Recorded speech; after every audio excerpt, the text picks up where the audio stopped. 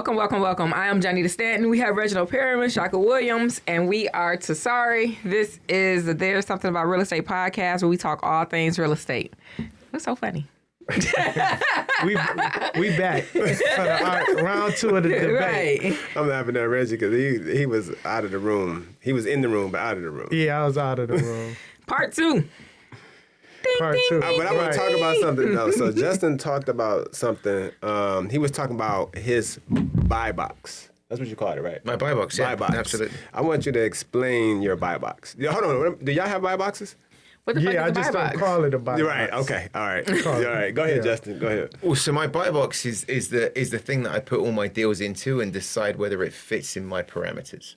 So said differently, I isolate what it is that I'm looking for, and I draw a box around it. So it's my buying criteria. It's what I'm looking to realize from the property that I'm buying, and then I draw a box around it. And that's my non-negotiable. And it makes it a lot easier to analyze deals, because I feel that sometimes you analyze something and it's maybe a little gray in some areas, but I like black and white. Mm-hmm. And so if it fits in my buy box, I'll either figure out how I can buy it or not if I can't. But if it doesn't fit in my buy box, I'm done. Peace out. Thanks for coming. So it's basically my criteria with hard lines around it that I'm not willing to cross. I feel like I have a buy box. It's not physical on paper. Mine's just called But formula. shit, yeah, if I get a, so yeah, there's that. So that's the second part. So the first part is, for me, I get an address. So because typically I'm buying in the area, so I get an address, and if I leave and go to that address, that means that I'm interested. And then, okay, now I'm interested. Now, does it fit into our criteria? So I don't have a location or an address, because my buy box gives me a much broader criteria. And I'm glad you said that. Go ahead. Because I can now look at anywhere in the country, but part of my non-negotiables is I have to have a team in place wherever I go and invest, right? So we've got holdings in Illinois and now in Michigan, and we're assembling our team in Michigan. The Illinois team is in place. It's contractors, property managers, realtors, everything that we need. It's all good. We're building that now in Michigan. But if I find something that fits my buy box in another place, and I'm going to go and build that team somewhere else. I'm going to go find the right property manager, the right construction crew, the right partners that can help me to action that deal. So I don't want to put I don't really like investing where I live, because I don't want to have to get a phone call one night and go and drive out and see what's going on. Like, I really love being as hands-off as possible. And when I look at my buy box can apply to any one of the 50 states. Or anywhere for that matter. I think we're trying to expand into that. Like, I know we're looking at, starting in Georgia now. I'm interested in Illinois, so glad we're having this conversation. And you answered my first 3 questions. Well, so I mean, I don't think that I have a formula. I'm not from Detroit. So what's your formula? 65% of ARV, all in. Mm-hmm. That's it. If it's not gonna fit in there, or if I gotta like scrunch it, if I gotta cheap out on the rehab or anything to get it, then it's a no. See, mine goes way deeper than that. Then, But are you talk flip. about flip, That's flip, but then yeah. for your cash flow properties, 1%, and then I just got this from Kelly, and it was already my thought process though. 1% return on your investment, 1% on the rent, in the suburbs, 2% in and I don't want to say in the city of Detroit, because it's not just the city of Detroit. It would be that way in Flint and High-risk cities. Yeah. Yeah. But go ahead. You said yours is deeper than that. Go ahead. Well, so because I'm not flipping. Mm-hmm. So I'm betting. Oh, okay. So I'm flipping to myself. So my buy box is covering both of those. Mm-hmm. But I'm looking for single family or small multifamily up to 4plex. And then on the commercial side, I'm looking for multi-tenant property or anchor tenant property. Not looking for anything outside of that, or large-scale multifamily. I'm a 60%, not 65. We talked about that in the last episode. I thought that was such a long time ago, the last episode. So I talked about that in the last episode. I'm a 60%. I like to be all in, purchase and rehab costs 60% of the ARV, because then that gives me a hedge against all manner of other bits and pieces. And then my cash flow, I'm not looking at percentage, but I'm actually looking for a positive cash flow of $150 a door. Wow. I'm scared of that. But that's a positive. But here's the thing: that's a positive net cash flow. And I also analyze my rentals on 10 months, not 12 months. I use 70%. Yeah, 70%. I use 70% too. Man, I'm So scared of that. are you you saying scared of that? 150 regardless of purchase price?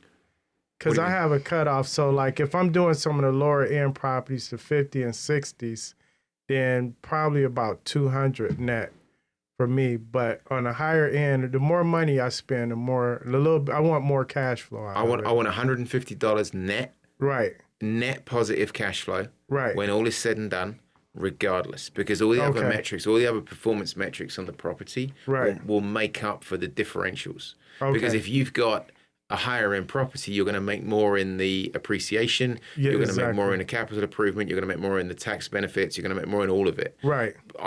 My goal in all of this, and I've said this now in the last couple of episodes that you've been gracious enough to have me on, is to create a pension for myself. So what I'm looking for now is $150 in positive cash flow, so I can drive my portfolio to my freedom number, which means that then I can go and win the US Amateur Golf Championship because I won't have to work 9 to 5. So when I get to that, then my wealth comes from all of that being paid down over time. Right. Yeah. All right. Smart. So I'm taking a real. I'm in a very traditional long-term view on real estate, and I know we're gonna have peaks and troughs, but I figure I'm gonna ride the peaks and troughs, and even if I end up in a trough when I have to liquidate in 30 years' time, my trough is gonna be better than the peak I'm in right now. Right, because you're gonna have a lot more equity. Because you were paid down the Maybe So you would have paid down the mortgage question. balances, right? Exactly. Yeah. So you're basically saying over time we're always going to inflate. The cost is going to go up. Appreciate it's historically, in life, in the world. Historically, I mean, from 1820 to 1920 to 2020, Yep. we are inflated. So my sons were just having this conversation. They are 20 and 22. One of my one son who has his real estate license is in agreement with us at the table. Like, we're going to inflate. Like, you buy something now, you hold it. It's going to yield a return later because it's just going to naturally appreciate. Right. My other son says that's just speculation. It is. It is. but it's speculation backed by historical fact. It's a projection. Because you see that the market moves in peaks and troughs. Like right now, in the retail real estate market, we are talking about a dip, and everyone's going on about the dip. Right. Oh, prices are dipping. Prices are dipping. Everything's falling. I'm like, cool. Yeah. Since when? So in the last 6 to 8 months, we experienced a 25% market increase. And now we're experiencing a 10% decrease. And everyone's losing their onions. Well, based on this, because and my company tracks multi-year trends. Based on our average price point a year ago, we're still up by 8%, which is still above the 4% traditional average. So everyone talked about, it's rising, and then it fell off a little bit. And now I'm falling. My house price has fallen. Well, if you bought it 5 years ago, you're still quids in. Right. That's English. Okay. But if you bought it Dollars, 1 year ago, dollars in. Okay. Yeah, if you bought it I'm like, 1 year wait, ago, what you did just you gotta say? wait 5 more years. But you're still making money. If you bought your house, to my mind, if you're buying a liability, not an asset. If you're buying a home, not an investment, you have to have a commitment to sit in that home for 5 years, because otherwise you're never going to break even, because you've got your closing costs in and your closing costs out. And this is something that nobody ever talks about, but I think it's really important for the home buyer. If you're buying a home, you've got your closing costs in, closing costs out when you sell it, which will usually equate to about 10%. So you need 10% market growth to break even on the sale of that home. Right. And bearing in mind, you don't have a tenant paying down your mortgage. You're paying down that mortgage. I'm the person paying my mortgage. I'm paying it down. So if I don't experience 10% growth in the time that I own that home, I'm not breaking even. I might on paper look like I'm cashing out a bunch of money, but it's money that I put in. The thing I love about what I do is the fact that I'm not putting any money in, somebody else is paying it down. So it really doesn't matter what I do because the net is going down every single month. Right. The equity is building up every single month. So even if I sell it at a $20,000 loss on paper, what I've put into the property is probably not anywhere close to being $20,000. So it's your cash on cash investment. Because on the previous show, you mentioned you bought a property and your investment was actually $500. Correct. But you paid, what, 26 or 36 for the property? Yep. Then it was worth 190. But since Shaka said you lost equity, it was worth 140. Oh, we're going there again. But this is the thing. This is why I said these are rich people problems. Because where else can you get $140,000 for a $500 investment? The only place you can is on a heater at the MGM Grand. Right. If you're very, very lucky. So that's what I'm saying. We talked about a lot, but the real investment was the money you came out of pocket with. The real loss is the money you actually had in your hand that you lost. But equity is only there if you use it. The money you invested is not what you paid for the house. It's the money out of pocket you invested. Equity is an unrealized gain. Right. And it's an unrealized gain. And everybody that says they're a millionaire on paper, great, go liquidate. Billionaires. Because now you're a millionaire. All the billionaires that's talking about they worth $2 billion don't have $2 billion. No, they do not. They have $2 billion in projected assets. And Reggie, to your point about the cash, to your point about the cash on cash, you're absolutely right. Like Right. I bought that duplex for a 500. Whatever I wrote on the purchase agreement, Right. whatever number that was, Yep. whatever I paid, I bought that duplex Right. for what I paid out of pocket. Now we already know that through mismanagement and some global pandemics and other catastrophic bullshit that occurred Right. in my world, I ended up carrying it. So I had 24 months at $163 Yep. payments, and I had 2 years of $2,300 of tax, Right. plus my $500. So add all that up, that's what I'm in for, Right. right? Right. That's still less than 140 grand. Right. A lot less. And when I pulled out my rehab budget, all of it, I'm still making money on it. It's Right. not as much as I thought, but the equity was unrealized because equity is a moving target. Right. It's like throwing a dart against a wall and the bullseye moving across the wall at a carnival game. Mm-hmm. You're never going to win it.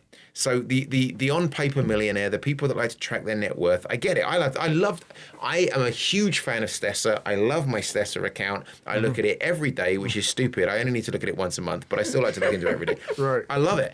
But that's unrealized gains. Right. So listen. So Kanye West was worth $2 billion. That's what they reported it, right? We're still going to do this. I'm just asking, right? Was Kanye worth $2 billion? He was. And now he only worth paper. $500 million Yeah. On paper. Or 30 million. in 2 days. On paper. Yeah, when Adidas Right. pulled their Right. contract. But in 2008, a bunch of people. I mean, there were massive global financial institutions that went out of business because of the concept of on-paper equity. Projections, Right. which is a real thing in business. Right. In all But- businesses, you project. So in business, even in the real estate business, we're projecting what we're going to make next year. Absolutely. We haven't realized that yet. Absolutely. But you're Right. projecting it. And if you, off of your projections, you come up half or 70% short of that or 30% short of that, that's what you going to say. But That's why you only no. budget. That's why you only budget your expenses to be 60%. Live under the that. means. Right, Right. but also don't forget in real estate, for the most part, when the left hand limits, the right hand exceeds. And when Right. the right hand limits, the left hand exceeds. So when one is going up, one is going down. And the nice thing about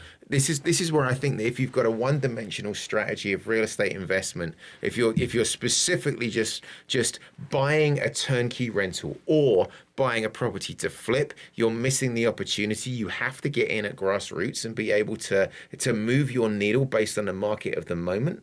And so from my standpoint, yeah, all right, I lost 50 grand in unrealized equity, but my cash flow did go up.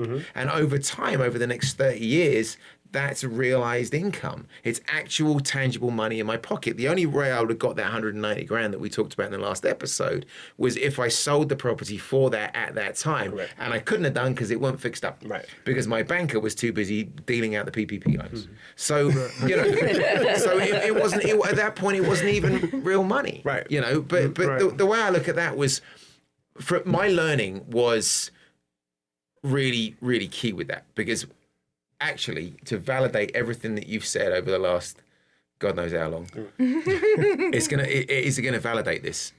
Your projections are only as good as the time frame that they're attached to.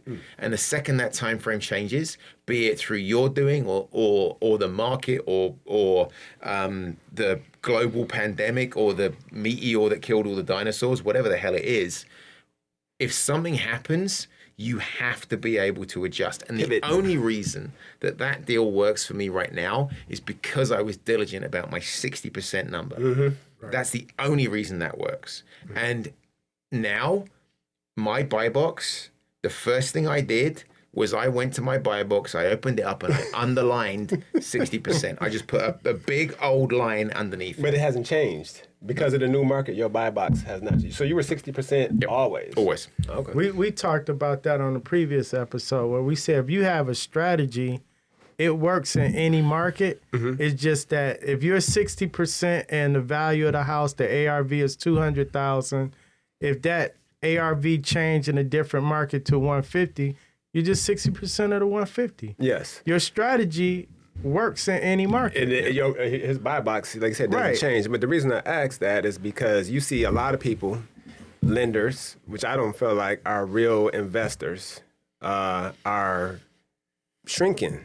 You know what I mean? They're getting scared, and they're not understanding that it's still the formula or the buy box still works in this market. The market may have changed, but as long as the numbers fit, then you can still lend. But you know, some of those lenders, they're loaning other people's money. They're like middlemen, right? Yes. So they not govern only by points. So not only are they getting more conservative with financing, they're thinking about the other person that's telling them, hey, all right, what's going on in the market. So you got 2 or 3 layers of people that are concerned about the market. So they are pulling back. But it's still the same for all of them. I feel like, so like Shaka just said something over the last couple of days about like intelligence and people just not being smart. And I feel like some of the lenders are falling into that box because when I'm coming to you with expertise, knowledge, data, longevity in the market, and you're ignoring all of it, now I have to question, what are we really, like, you can't argue with. Because everybody was a guru. Everybody was a guru the last 2 years, right? Everybody was a guru, and a lot of those lenders were basing their opinions on a base rate. And then the base rate went and did a heart monitor blip. I mean, it went up and it went down and it went, I mean, it did all kinds of crazy shit. And suddenly the people that were basing all of their opinions on the base rate are terrified. Now, you and I went and toured a property a couple of days ago. And I said to you said to me, what do you think about it? And I was like, look, as long as your numbers are solid, I think it's great. And you looked at me and you said, I would hope that after 25 years of doing this, my numbers would be solid. I would know how to analyze a market. And I'm like, yeah, absolutely, I agree. Right. The difference being, I believe you and I believe your analytics and I believe your numbers. And I also have a little bit of back-end knowledge to some degree, and I can go and pull the numbers and research the same thing that we went and walked.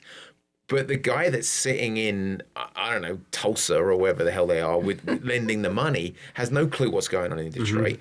All they're doing is tracking the base rate, and the base rate is doing this, and they're lending at points above it. There isn't a strategy behind it. Right. Exactly. And that, I think that's the part right there is like, we were talking about this on another episode where it was like, you couldn't lose 2 years ago. Yeah.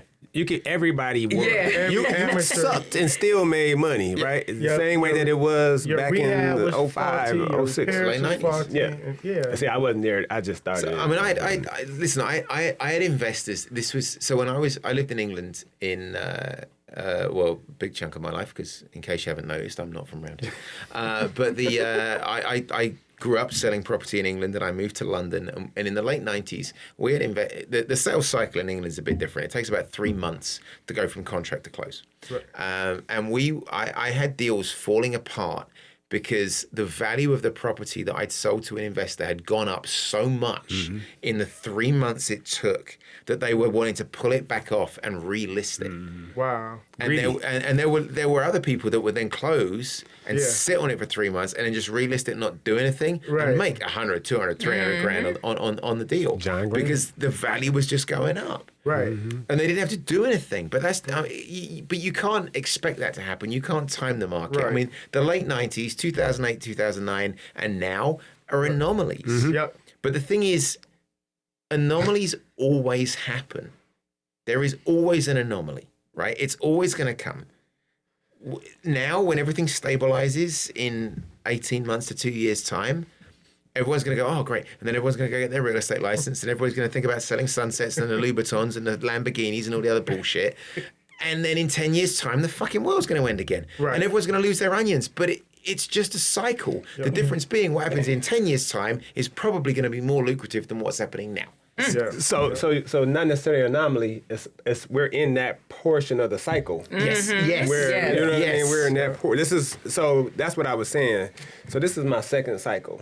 Like, so I thought I was going to be ready for it. I didn't know it was going to happen so fast. I'm ready, but I thought I was going to be ready to go that whole out of the planet. But it actually helped. You know what I mean? It did. Like the pandemic. Well, it did for 8 months. Yeah. True. And now we're going to weather the storm. But it doesn't matter. So look, this is the thing, because I promise, December of 2019, I was standing there going, rates are probably going to hit 5.5%.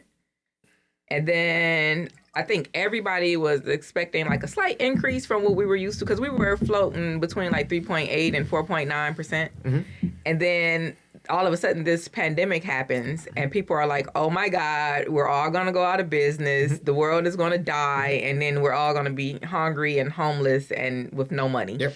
And then something happened and everybody started making money. Interest rates went going down. No, everyone didn't start making money. Shit. The government printed a bunch of money and interest rates came down and money became really cheap and borrowing money became really people easy. felt that money. They were eating good. They were living good. They were buying good. Their bank accounts are flourishing. And it I feel like it helped. But now it's kind of like, I think it's what you're saying, like you're like everybody's losing their onions. Like stop, get a basket and collect your fucking onions. Yeah, and stop losing them and chill out chill out and be more balanced about it all. I mean, the you know, to your point about the whole cycle thing, right? When we talk about this cycle, I'm in my second cycle. The cycles are elevated. They go up, right? You can never time a market. You didn't know there was going to be a pandemic. I didn't know I didn't know in 2008 there was going to be some moron that decided to bundle mortgage bundles and subprime mortgages underneath good debt and sell a bunch of bad debt and collapse the financial industry. We don't know these things. But if you plan for them and hedge for them, you can usually survive them. Right. And look, let's be really real here for a second. In the market we're in right now, we're in December of 2022. Is that right? Yeah. Okay. Cool. And I am staring down the second biggest drop off in terms of unit count nationally since 2000. Well, in all time. The last one being 2008. This is the second. We're down 40%. It is an absolute nosedive off a cliff. Wow. Okay, explain what you're saying. I did not know that. But am I worried about 40%? Break down. I'm a licensed realtor as well as an investor. I also run 2 brokerages, and I'm staring down the barrel of just a literal nosedive off a cliff in terms of ends of productivity. The media has a big part to play in that. Big. But here's the reality of all of this. Everyone's seeing the interest rates going up. The media's 3 months behind everything. We're seeing the interest rates going up. We're climbing. Inflation's going up. Everyone's, again, losing their onions. It's all weird. Last week, inflation dropped by a point. The conforming loan limit went up, and mortgage interest rates came down. The Fed is suggesting that there's going to be a rate hike in December, but it's not going to affect mortgage interest rates because they're not necessarily tied to the Fed. And to your point about, things are going to go to 5.5, now the projections from the very, very smart people are that the interest rates at the end of Q1 of 2024 are going to be somewhere around 5.5. Now, when you go from 2.5 to 5.5, everybody loses their mustard.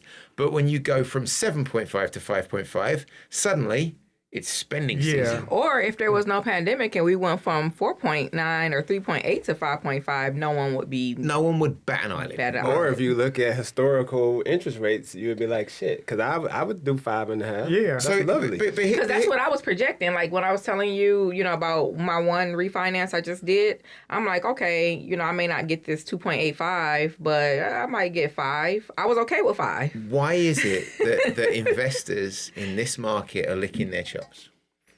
Because they're getting ready to get rid of the pretenders. Right. Well, no, it's because for the that's why I am licking my chops. That's not, but you're not looking at your chops as an investor for that. You're looking at your chops as a career individual in this industry. No, for the longest time, investors have been doing deals way above the Fannie and Freddie governed rates. Right. Because that's not where we live. So 8 to 10% isn't unusual for us. Right. We talked about a deal that I did at 25%. Right. And I thought that was extraordinary. And you pointed out that wasn't actually that extraordinary because you guys have done it as well. Right. So we're all sitting here thinking 5, 7, 3, all semantics. We'll play the rates. We'll refinance when we need to. We'll look at the money. Right. No big deal. As long as we stick to our buy boxes, as long as we stick to our metrics, as long as we stick to our 60% purchase and rehab, it doesn't matter what the price index is doing because it's a percentage against the price index, right? So we're good. We're fine. 100%. We're going to make money regardless of what happens. We're getting ready to be better. Wait, so is you getting ready to change? No, he's saying that in No, what I'm saying is No, a I don't home think buyer, so. a home buyer Right. that 6 months ago was like, I can buy a house at 2.5% and my payment will be $1,200. Now it's like, it's 7% and my payment will be $3,000 and I can't have that anymore. So now I've got to buy a lesser house. They're the ones that are affected more by these rate changes. Right. Right.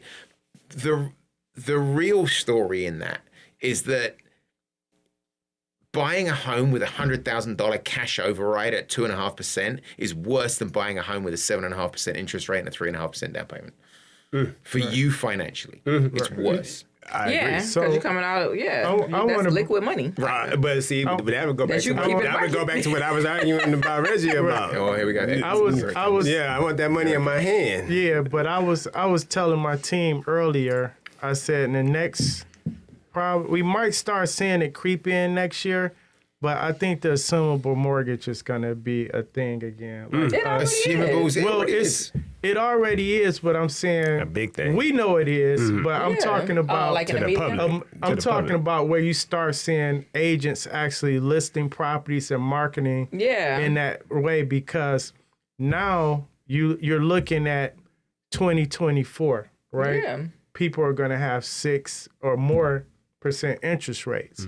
And then the people that brought in 2020, 2021 that may have paid $10,000 above, or maybe they're having financial hardship or not, somebody come in with the cash that qualifies for a mortgage.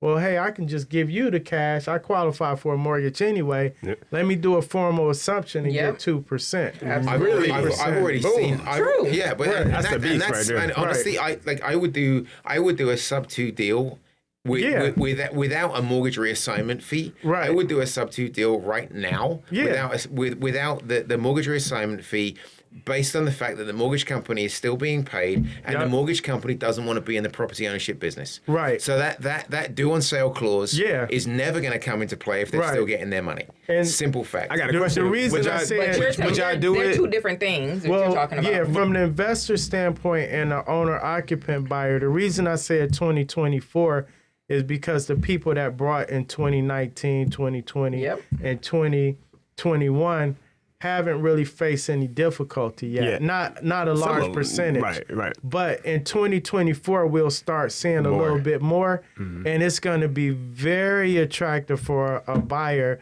to say, okay, I have to go to the lender and put 3.5%, 5%, 10% down when I can just pay the seller direct and come in and assume it. That's going to be the best thing in the world for a lot of buyers. I've seen more realtors advertising properties without a list price, but being $20,000 plus $129 a month for, or $1,229 a month, whatever it is, for X amount of years. Would y'all do that? Assume a mortgage on a house that somebody paid $50,000 above asking. No, I'm going to assume. I'll look at the numbers. I'll look at the numbers. Yeah. You would consider? I'll look at the numbers because their mortgage was based on the appraised value at that time, right? So they may have paid $50,000. They may have paid the difference You're assuming in cash. Right. I'm just assuming the mortgage balance, which they haven't paid down much, but there's probably a little bit of equity there, or maybe not. But even if it's equal to whatever that balance is, I'm still only paying 2%. All right, so let's give the listener what Reggie just said in layman's terms. There are going to be people who can still get a 2.85% rate if they go and find someone who has a house that they want that has that rate. Right. Because they can take over that rate And and take over that paper. Yeah, instead of you going out and applying for a new mortgage, try to assume the current owner's current mortgage. But if you're saying that, so let's say they paid $50,000 over asking, and they paid their down payment, and now I'm looking at the property, and the mortgage is $10,000 over the appraised value right now in today's market. I'm not going to go and offer them any sort of cash down payment on that deal. Depending on how the cash flow works out and how long I intend on holding the property and what I have to do to renovate it, I might assume that mortgage at $10,000 over the appraised value right now. But it depends on how long I plan on holding it. And again, we're going back to speculation, right? Right. But I'm certainly not going to give them a cash override. That person is underwater on their property, and they've got to understand. Saving their credit. Right, Yeah. exactly. I'm stopping them from shorting. I'm stopping them from being foreclosed on. I'm doing them a favor, and I'm also putting myself in a negative equity situation. And the only way I would do that is if I can hold it for a significant period of time to speculatively realize the potential upside in the future. Wow. Listen, would y'all assume that and rent it back out? Because you're going to assume that and rent it back out to that same tenant that's underwater? I mean, that's losing it? No, so it's two different things. Ooh, I was that's a speaking. beast. I was speaking from the average home buyer. Yeah. But as an investor, you can do a whole lot with that. I mean, you would consider? Yeah. Would you consider? It depends on what it's going to cash flow for. Because you would have to. I guess we would have to figure out why they lost. They would have to have a catastrophic people- No, event. it's not necessarily that they're going to lose. If they're about to be shorted on, or foreclosed on, or in pre-foreclosure because they're not paying the payment, then I probably wouldn't keep them in it. That's what I'm. Right. That's what But I would assume. But that's I only would. one I would assume the scenario. note. Talking about regular No, road. I'm just I asking. would assume the note and let them out, and get them out and save their credit. Yeah, but here's the other scenario. You're going to have people that are just relocating, and of course, it's taking longer to sell. So maybe they just want to sell. They're happy with breaking even. You step in and assume the mortgage for little to no money. Yeah, but 100%. I get it. But yeah, from an investment standpoint, the numbers have to make sense for me to do that. Because when you assume that mortgage, you got to go. You got to move them out of there. Yep. And then you got to go spruce up the house. Do you? Yeah. Well, we It don't know. depends on the property. We don't know. We're assuming you got to spruce up the house. Right. Right. There's going to be some. Well, you're we're going to do a minimum. we're right? assuming- A minimum. But We're here's assuming. the thing. I'm weighing that whatever the current rate is at that time says 6% versus 2%. How much money am I saving per month? How much am I saving for the time I'm going to hold it versus what I got to put into the property? It's a long-term play. Yeah. Real estate is a long-term play unless you're a flipper or a builder. Right. Yeah. Real estate is a long-term play. He just called you. He just pulled your whole car. So I'm just playing. He called you I do it all. He can't pull. Nobody can't pull my car. We say I'm Jay-Z. You say I keep Right. my coat and coat check. What you Right. No, Can't pull mine. I'm pretty sure I just checked your code. Yeah, you did. I keep my coat and coat check. Right. Oh my God. So Look, I want to hear about these two because you just had. Did you close on 2 properties I did. and then you walked away from 1? I did. Okay, tell us about the 2 that you just closed on. So I closed on one by accident. Again, it was.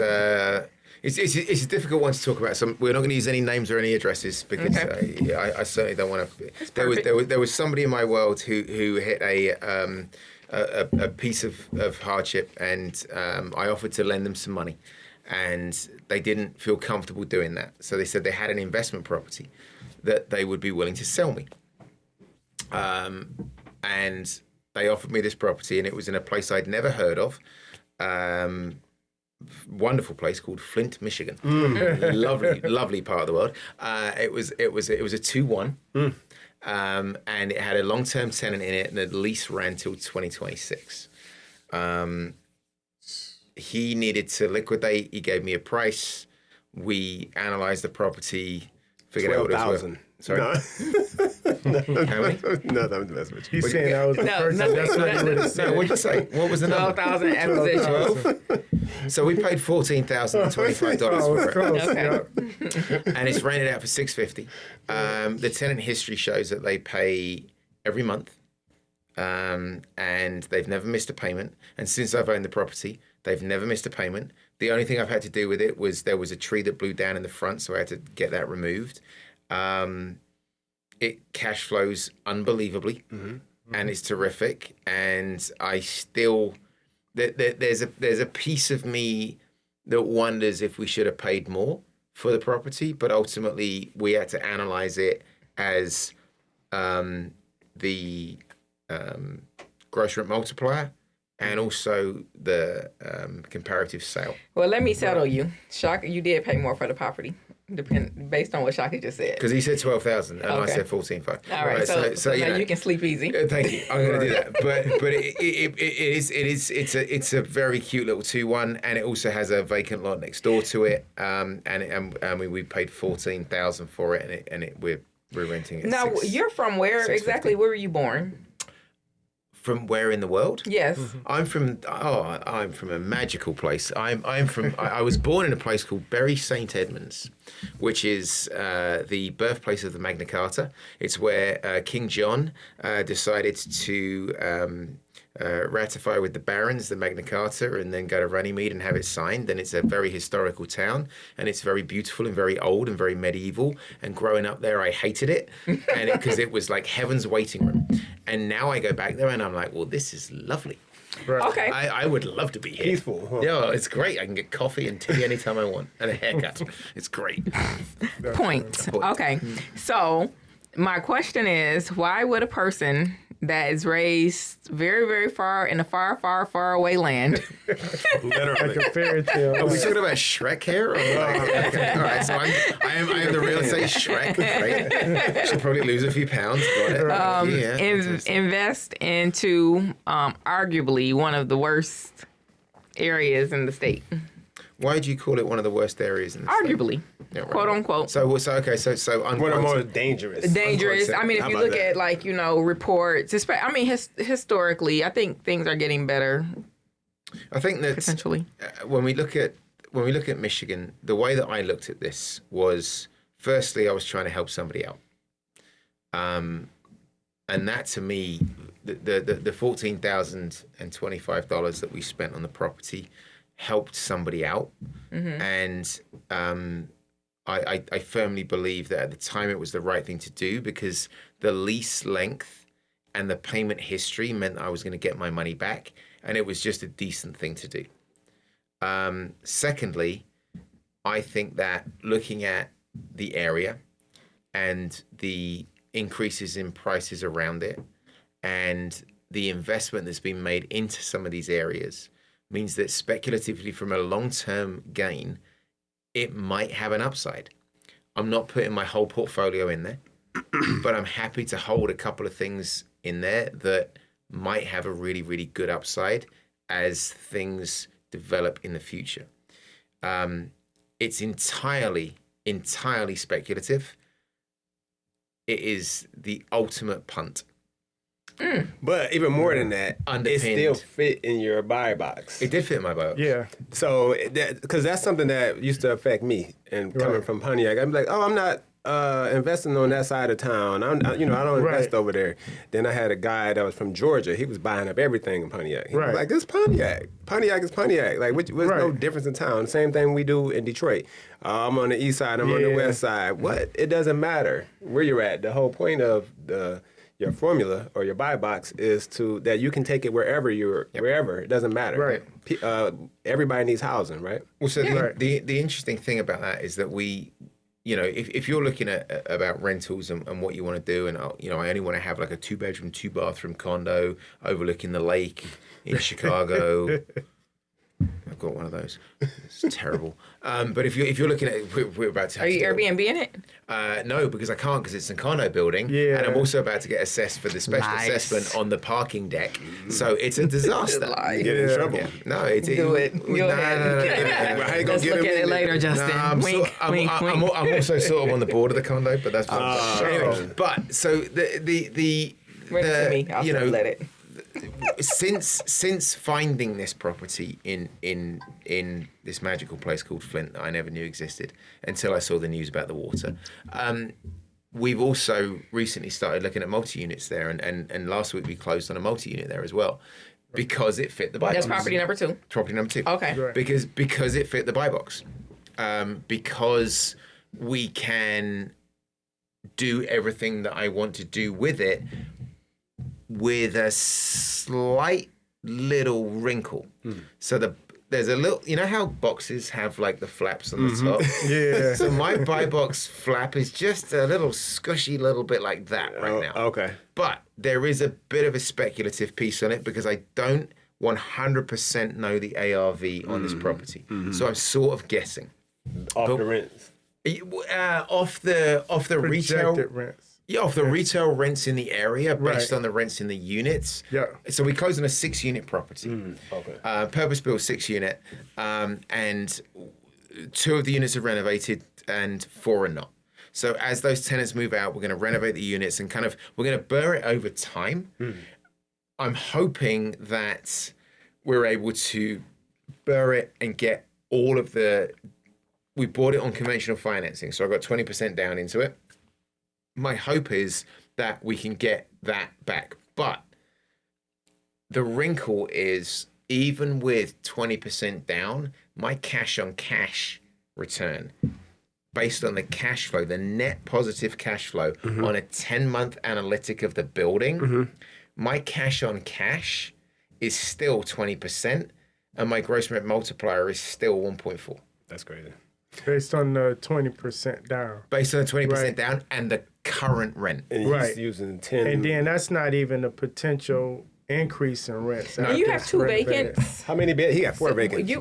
Wait a minute. How many vacants do you have? It's 2 rented out and 4 vacant in that. In that building? So- No, it's 100%. It's 100% rented. It's cash flowing right now. You're saying you have to renovate a couple of them because they're outdated? When they move out. When they move out. Yeah, Okay. Gotcha. they're outdated, but I've got to renovate 4 of them when they move out. Because Right. so the market rent in the area is about 6. Okay. And I've got 5 of them that are rented at 4 or less. Okay. Gotcha. But even at that number, Right. I'm still getting a very good cash on Which cash that's return. good, because if you feel like it's getting good cash return at a low dollar amount, So that's why I was flexible on my buy box. Right. So did you pay Oh, more? wait a minute. Can I just ask a quick question? I'm sorry. you were flexible on the buy box. Yeah, remember he said it was lifted up a little bit. this I way. missed it. I'm sorry. So hold on. So okay. So How can you miss that he was doing all that? right. when So he- I'm not trying to ask you this. So did you buy for more than 200,000? No. Heck no. Oh, okay. Oh, okay. All right. This is a good deal. Well, less. Yeah. I wasn't But- even close. All right. And so I guess that's to my point because so when I kind of picked on you a little bit and said from a very, very far away land, because it's just the point that a lot of us here that live here, grew up here, and we have experience with kind of like how Shaka talks about Detroit or Pontiac, or how talking about the different sides of the town when it comes to Detroit, we won't invest. It's kind of like PTSD, you know what I mean? Like we will not spend our money. I don't know what I don't know. Yeah, but a person, like people come in all the time that don't look like us, which would be you. I'm sorry. You don't look like me. Don't sound like us. And don't sound like us. From What's Ipswich. the What's the name of that city? What are you saying? But- We's all people last I checked. No, but what I mean is, we won't spend our money here even to get a return. We can't even convince ourselves that we'll make money She's saying you if we can't put it here. blame No. What you said is you won't even spend your money to get a return. Yeah, exactly. And from the bottom of my heart, thank you. Right. Because I'm going to carry on doing it. Right. So you can't blame it on justification if you had the opportunity. Yeah. Look, You had the opportunity to do it. You said no. I am a huge proponent of not investing where you live. A lot. There are so many people that think like going back a couple of episodes. Episode 1. Going back a couple of episodes, we talked about my history and how I was from Chicago. I lived in Chicago for a long time. I'm obviously not from Chicago. I'm from London. It's a fabulous place.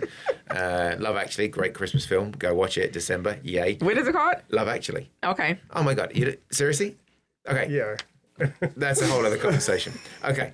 Greatest film that ever Did came we out of just England. promote a movie here on this? Should we be getting gonna paid get for some that? money for Yes. that one. No, it's 20 years old. Everybody should know about it. Actually. And if you don't, You ever heard of it? Yeah, you got to watch that and Christmas Story. Christmas Yes. Story is all time yeah, great. yeah. Ralphie?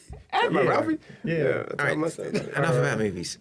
Back to me. Can we get the focus on me here, please? Okay. So I'm a big proponent of not investing where you live. Like where I live right now, there's nothing that I can buy that will present me anything that vaguely resembles anything I want in my buy box in terms of cash flow, in terms of appreciation, in terms of my ability to be able to buy it at 60%, in terms of my ability to be able to fix it up and grow it, any of that. I can't do it. So I have to look at other markets, right? I love Champaign-Urbana, which is where I currently have the majority of my holdings right now. Champaign-Urbana wasn't anywhere near Chicago. That was 2 hours south of Chicago. So when I started investing, I would drive down 2.5 hours to go and do my driving for dollars routine while I bought that one by accident, which we talked about in the last episode, which is right here. Where's the camera? We got to make sure we get these episodes up here. So, right here. So I don't look at what I look at where my potential return is, and I do to some degree look at the class of the neighborhood. Is it A, B, C? What's going on in the town? What's happening? But when I look Is at that Flint, all part of your buy box? The class? the and analytics of it falls outside the buy box because Right. what I analyze it as goes into the buy box, and that's where I make my decision. Okay. So the analytics of what's going on Right. creates the thing that goes into the buy box. Exactly. Does that make sense? Right. Yep. But I got a question. Oh, we got to get him to roast spits All now. right. So no, we can. I want to ask him about that. No, we Go can, ahead. we can do that. But realistically, if I'm getting a return somewhere and I can see potentially, and again, it's speculative, that might move forwards. And I also see other people that I know, like, and trust Right. doing a similar thing, then I'm going to go ahead. Now, the multi-unit I bought, when I bought the place in the single-family home in Flint off the person that I was trying to help out, when I bought that, I called a friend of mine who's also an investor, who maybe you should have on this podcast. He's very dynamic. Anyway, Alright. curious lad, but whatever. I called him up and I was like, hey, so I just found this place called Flint. And he's like, dude, I just bought a multi-unit. And him and I started talking, and then we started talking about what he was doing, and that gave me more confidence about the area to go and do what I want to do. And ultimately, if there is more and more eyes on the area and more people investing and more businesses going in, then there's going to be more and more potential upside. Mm-hmm. My whole thing is long-term gains. Right. I'm not going to put all of my eggs in Flint's basket. Absolutely. Or Pontiac's basket. I'm not going to put it in Detroit's basket. I'm not going to put it in Champagne's basket, Urbana's basket, Chicago's basket. I'm going to spread it out so that I can hedge against different markets. And I'm going to stick to my metrics. And if I ultimately end up with, after buy and rehab, a property that cash flows at 100 a door, and I'm free and clear with 20% equity, and I've probably paid myself on the rehab, then as far as I'm concerned, that is a very, very happy investment that I can also sell on the retail market because of the cash flow. Right. So I'm good in so many ways. Now, if the world ends tomorrow, then I'm not good, but then neither's everybody You would else. do that because you got all your money back. So would you do 100 and 150 if you didn't get all your money back? No. Oh, okay. Okay, epic fuck up. Go. Wait, what? Who? You said that there was an epic fuck up. I'm sorry. I finally get to use that get word. She's trying to Epic get to failure. Because no, he said epic fuck up. Oh, okay. And I really love that word, and I get to use it right now because you said it first. Yeah. It was a property that he did not close. He Yeah. decided, you know what, not gonna do it. Yeah. So it was a duplex in Champaign, very close to the one that I just wrapped up. Everything on the face of it looked great. So I did what I had done before, which was write an offer sight on scene. And that offer was accepted, and it was seller financed 100% with a down payment, the earnest money down payment, which was a little healthier than I would normally offer. Inspection contingency waived, everything waived. We just want to close on it. The inspection was information only, because that's what everybody was doing. And because it was a duplex, I ordered environmentals. And the environmentals meant that I pulled out and lost my earnest money deposit. So my biggest epic fuck up right now is that I put a $6,000 down payment on a property that I walked away from. So as epic, Earnest money deposit. Shoot, a lot of people. He might have saved himself $100,000. I 100% did. Right. Because the property was built on a site that was a former gas station, and the gas tanks were not dealt with correctly, and leaching and all. The environmentals were unreal. The environmental report on the property on the site was incredible. The reason I was so interested in it was because it was a duplex on a lot that was zoned for up to a 4-unit property. So I was going to knock it down and build a 4-unit on it. Right. That was it cost me $6,000, and I'm kind of kicking myself a little bit because it was a stupid contract to write. But I learned a lot from it, and that $6,000 probably saved me a buttload of money. Did you attempt to get the MD back? No, He couldn't. He wrote everything away. Right. Come on, Johnny. Tell us some. Oh no. There wasn't. I work with one attorney in Illinois. He's a terrific guy, and he absolutely has my back. And when I called him about the environmentals, it wasn't even a conversation. And Question. All right, because I'm always tripping over these EMDs. So in Illinois, what's the process for EMDs? So if I write a contract, and how does that work in order for the seller to get the EMD versus the buyers? Is it the same as Michigan? It's very similar to Michigan. There's really no significant difference. The bottom line is that I tender in EMD, and that EMD is secured in my favor by the contingencies on the contract. Right. And in order for that to be released, there has to be a mutual release of both buyer and seller. If it's not agreed, it has to go down to Springfield, which is the state capital, and they have to negotiate it through the courts, and then we figure out what's going to do with it. So it's pretty similar. So it's very, very similar. The bottom line is I'd written a contract with no contingencies on it as a moron, and I learned, and there were 6,000 good reasons why I should learn from it. Right. But you could have still have disputed it and went down to Springfield and probably lost or possibly won or got part I of mean, it. I only asked that question because sometimes I would never have won it. Even I know. Here's the thing. I knew going into it, Right. it was a punt. Yeah. I knew going into it that I was right. Right. And when I found out I was wrong, there was no point in fighting it because Right. I was that far wrong Right. that, I mean, look, if there was any possible, conceivable way Right. that I could have argued for that money, Right. I would have done because it's Right. $6,000. Because a lot of I see people abuse that a little bit too. They're like, okay, I'm gonna hold it up and whatever. That's what Johnny was Well, talking No, about. no, it's not what I'm talking about. What I'm talking about is the only thing a person can do is tell you no. And so I wanted to know if he even asked. I didn't. No, I withdrew from the contract and I knew why I was withdrawing and it was outside of my contract terms. So you didn't ask. No, but the way that I see it, look, no, I didn't. You're right. I didn't ask. Money's money. There's a lot of people that would, but to some degree, I try and operate with a little bit of integrity. I was wrong. Right. I fucked up. That's it. And Thank that's you. that and Yeah, that's all I ask for in the world. Like, if you give an EMD, right? Because we argue about this. If you give an EMD and you're a buyer, you pass your inspection period, everything's fine, and then you change your mind and you just back out, you're right? done.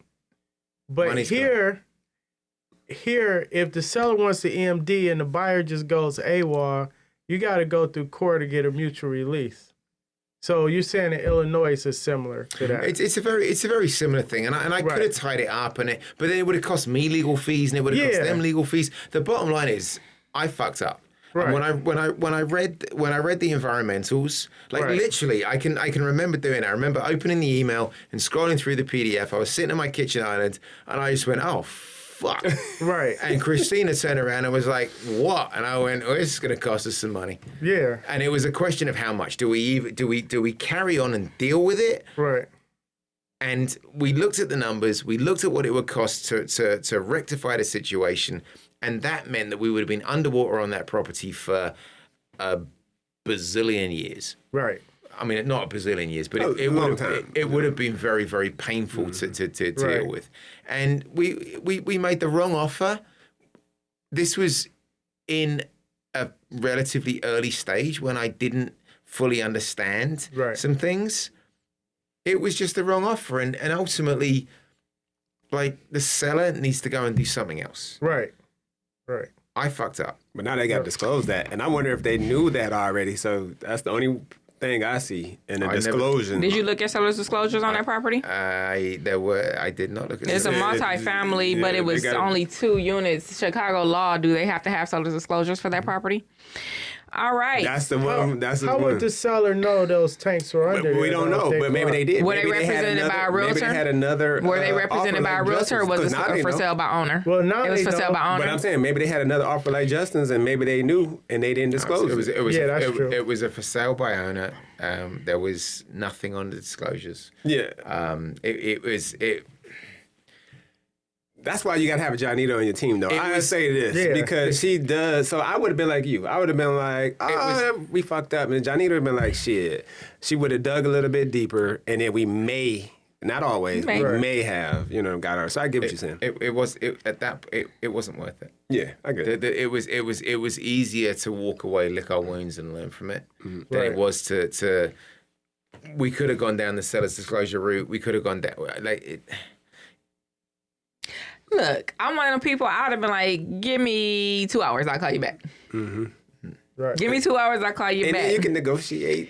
Give me 2 hours. Give me my black girl class. Give me 2 hours and I will call you back. All right. So all look. girls do that clap nowadays. All right. Do your wife do that clap? Does she be like, Justin, you see this baby's diaper? It's on one hand and it's usually on my face. Okay. So it's a little different. It's a little different. All women do some type of clap. Yeah. I got two questions because we gotta wrap this up a little bit. Give me like 2 do's for investment tips. Do your due diligence. Look at the seller's disclosures. Get environmentals before you put down any sort of down payment. All right, don'ts. No, those aren't actually the do's. The do's are the do's are create a buy box, create a strategy, create a business plan, and get your team together who are going to help you to realize those goals. Okay. That's the biggest do because you can't do it on your own. And every time you find a deal, you're going to scramble. Yep. And you're going to lose the deal because you scramble. So do the pre-work. Treat it like a job. Do the work. Get a buy box. Get a team together. Find the deal. Execute. It's seamless and smooth. All right. Market updates. Not what me and Reggie be doing, but is it a good time to buy, invest, be a realtor? Yes, yes, and yes. Okay. There is never a bad time to be involved in the real estate world. Now, there have been downturns for people who choose to not engage in the activities that we need to do to be successful. The bottom line is, as the market shrinks, as the market tightens, those that are somewhat lazy or spending money on their opportunities, like buying leads, or not good, or not investing in skill, or not finding their gap, or not doing what they need to do to be successful, are going to fall out of the market. As the market shrinks, the pie shrinks, but there will be fewer people taking a bigger slice of the pie. That's why I'm licking my chops when y'all was asking me. For that reason, he just said. Yeah, right now is a great time to be in real estate. Right now is a great time to get into real estate because you're going to learn in a difficult market. Ooh. And you're going to learn the things that you need to do. I got the connection. So before, I could not face people like social media people. They could beat me because they're doing something that I'm not going to do. But now social media ain't going to help you. Nope. Now you got to be able to bring your ass out here in the real world and be able to do it. The best thing for somebody knowing this business is a down market because you learn when it's hard. Yep. And when it gets easy, you're going to be like, oh, wow, this is great. It's like paradise. We've moved from a speed-based market, which was speed to lead and clicking the phone and just answering and just getting into the property first, to a skill-based market. So being a real estate agent right now, if you can master this market, you're good. You're set. It's no problem. As far as being an investor right now, I mean, I can't talk for every investor and every one of their strategy, but for my strategy, I am rubbing my hands and licking my chops. And I mean, there's so much opportunity right now. There's so much business right now. There's enough for everybody. And when the National Association of Realtors is saying that we're going to lose 40% of our membership in the next 18 months, there's a bit. Yes, Lord. Yeah, but there's a bit of me that's like, oh yeah, great, because we're all going to make more money. But then there's another bit of me which is like, how have we failed these people? Like, why are brokers not teaching people? Why are? I mean, listen, I'm a managing broker and I run a brokerage and I focus on training and education and I focus on making sure that people have the tools they need to survive in any market and the tools they need to create wealth in what is the golden goose. And the golden goose exists regardless of market conditions. The thing that really upsets me is there are so many people who have jumped on a bandwagon to make a paycheck and have missed the fundamental thing that we do, which is protecting our people. And all those people that are going to fall out of the market, I mean, I feel for you because you've been let down by the people that made you promises. And that to me is not acceptable, which is why I work at a very high level with the National Association of Realtors, our local boards, GMAR. I sit on committees. I'm dedicated to all of that. And if anybody wants to excel in the real estate world, please call me because I will plug you into anything you want. Okay, where do we find you? Shameless plug. No, not shameless because that's the next question. What was the third question? No, you answered all of them. Oh, cool. Great. You find me at, you email me, you come to me directly because I do not shy away from direct communication. You can email me at first name, last name, Justin Oliver, JustinOliver at kw.com. And you can also find me on Facebook or Instagram. I am Justin Oliver _KW Metro. Please feel free to reach out to me. I love talking about all things real estate.